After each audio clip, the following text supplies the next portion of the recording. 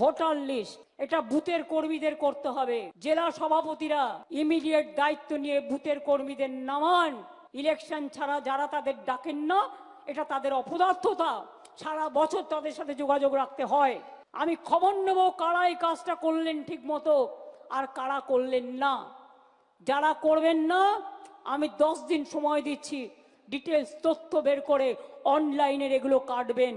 কারণ field survey online তখনই allow হতে পারে ফিল্ড সার্ভে করে যদি দেখা হয় যে ফিজিক্যালি তার প্রেজেন্স আছে, শারীরিকভাবে সে বাংলায় উপস্থিত।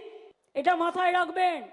অনলাইন বলে এ নয় দিল্লির ভোটার এসে বাংলায় ঢুকবে, হরিয়ানার ভোটার ঢুকবে, রাজস্থানের ভোটার ঢুকবে, আর ইলেকশন কমিশন ঘাড়ের ওপর অফিসার চাপিয়ে দেবে, নিজের ইচ্ছে মতো যা ইচ্ছে তাই করবে।